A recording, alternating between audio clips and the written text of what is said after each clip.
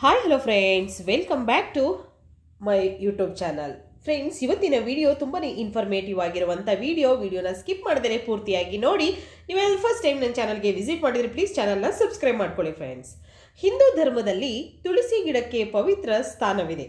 ತುಳಸಿ ಗಿಡಕ್ಕೆ ಪ್ರತಿದಿನ ಪೂಜೆ ಸಲ್ಲಿಸುವುದರಿಂದ ಶುಭ ಫಲ ದೊರೆಯುತ್ತದೆ ಎಂಬ ಪ್ರತೀತಿ ಇದೆ. ಈ ನಡುವೆ ನವೆಂಬರ್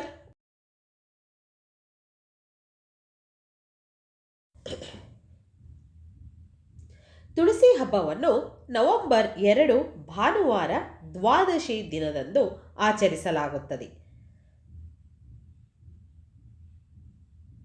ಹಾಗೆ ತುಳಸಿ ಪೂಜೆಯ ಸಮಯದಲ್ಲಿ ಕೆಂಪು ಅವಲಕ್ಕಿಯನ್ನು ನೈವೇದ್ಯವಾಗಿ ಇಡುವುದು ಶುಭ ಶಕುನ.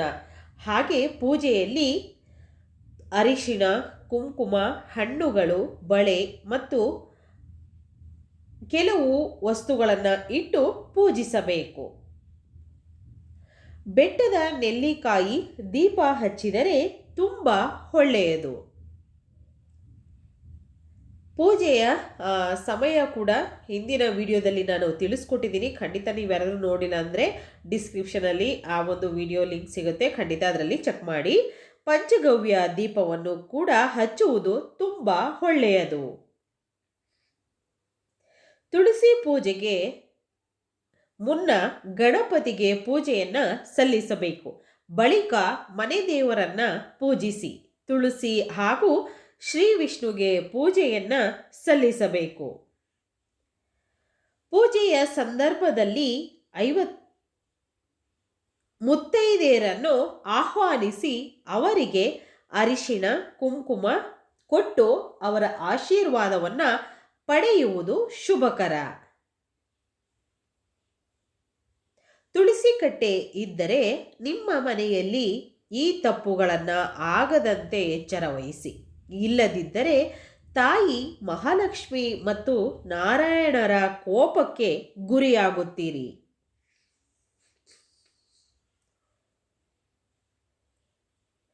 ಹಾಗೆ ನೆಕ್ಸ್ಟು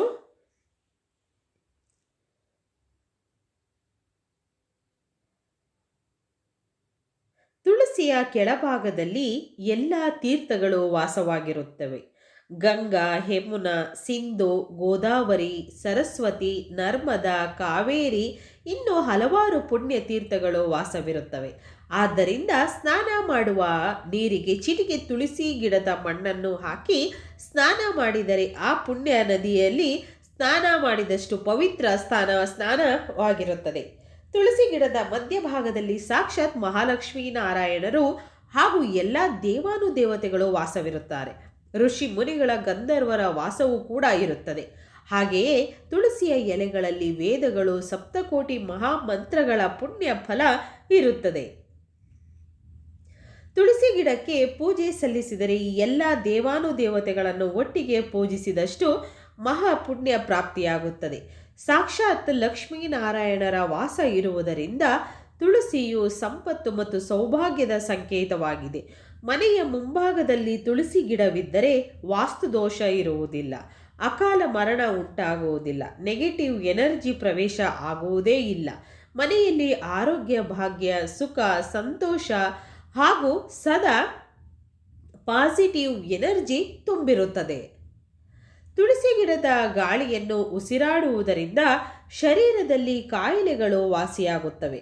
ತುಳಸಿ ತೀರ್ಥ ಸೇವನೆ ಮಾಡಿದವರಿಗೆ ಯಮದರ್ಶನ ಆಗುವುದಿಲ್ಲ ಎನ್ನುತ್ತಾರೆ ಋಷಿ ಮುನಿಗಳು. ಯಾವುದೇ ದಾನ ಮಾಡುವಾಗ ಅದರಲ್ಲಿ ಒಂದು ತುಳಸಿ ದಳ ಇಟ್ಟು ಕೊಟ್ಟರೆ 1000 ಪಟ್ಟು ದಾನ ಮಾಡಿದಷ್ಟು ಫಲ ಪ್ರಾಪ್ತಿಯಾಗುತ್ತದೆ.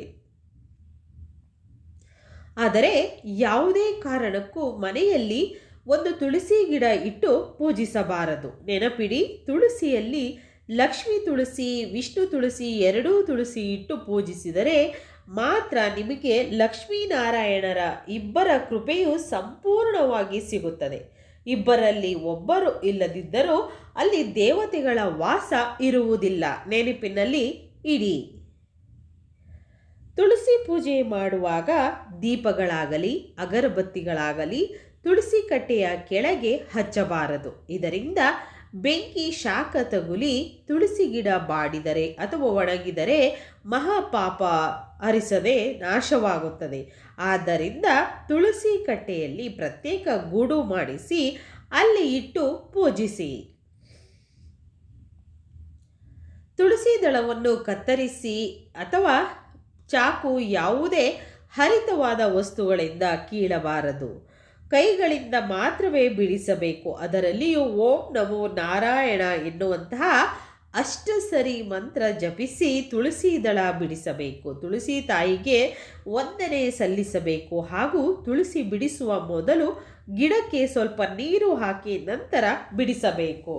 ಚಪ್ಪಲಿ ಹಾಕಿಕೊಂಡು ಸ್ನಾನ ಮಾಡದೆ ಅಶುದ್ಧತೆಯಲ್ಲಿ ತುಳಸಿ ಮುಟ್ಟುವುದಾಗಲಿ ಅಥವಾ ಕೀಳುವುದಾಗಲಿ ಮಾಡಲೇಬಾರದು. ನೆನಪಿನಲ್ಲಿ ಇಡಿ.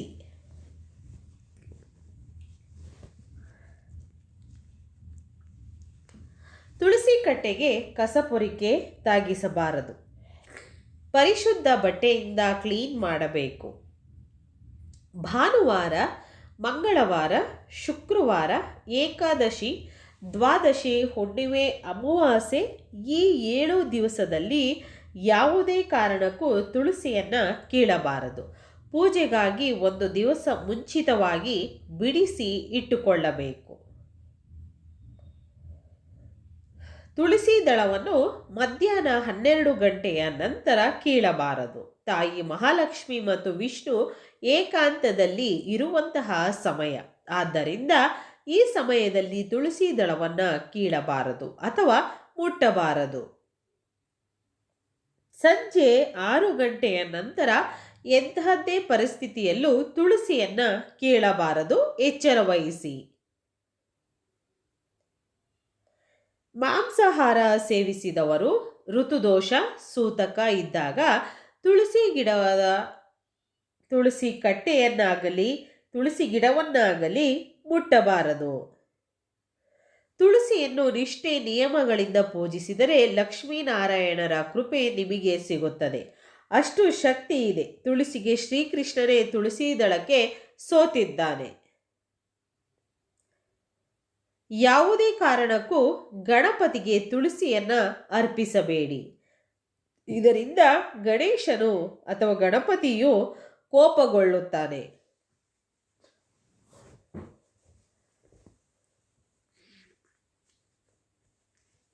ವೀಕ್ಷಕರೇ, ಇವತ್ತಿನ ಈ ಎಲ್ಲ ಮಾಹಿತಿಗಳು ನಿಮಗೆ ಇಷ್ಟ ಆಗಿದೆ ಅಂತ ನಾನು ಭಾವಿಸ್ತೀನಿ. ಇಷ್ಟ ಆಗಿದ್ರೆ ಚಾನಲ್ನ ಸಬ್ಸ್ಕ್ರೈಬ್ ಮಾಡ್ಕೊಳ್ಳಿ, ಹಾಗೆ ಲೈಕ್ ಮಾಡಿ ಮತ್ತು ಹೆಚ್ಚೆಚ್ಚು ಶೇರ್ ಮಾಡಿ. ಹಾಗೆ ನಿಮಗೆ ಯಾವುದಾದ್ರೂ ಹೊಸ ಒಂದು ಟಿಪ್ಸ್ಗಳು ಬೇಕು ಅಂದರೆ ದಯವಿಟ್ಟು ಕಾಮೆಂಟ್ ಸೆಕ್ಷನಲ್ಲಿ ತಿಳಿಸಿ. ಖಂಡಿತವಾಗ್ಲೂ ನಾನು ಶೇರ್ ಮಾಡ್ತೀನಿ. ಇವತ್ತಿನ ಈ ವಿಡಿಯೋನ ಇಲ್ಲಿಗೆ ಮುಗಿಸ್ತಾ ಇದ್ದೀನಿ. ಮತ್ತೆ ಇನ್ನೊಂದು ಹೊಸ ವಿಡಿಯೋ ಜೊತೆ ಬರ್ತೀನಿ. ಅಲ್ಲಿವರೆಗೂ ನಿಮಗೆಲ್ಲರಿಗೂ ಹೃದಯಪೂರ್ವಕವಾಗಿ ಧನ್ಯವಾದಗಳು.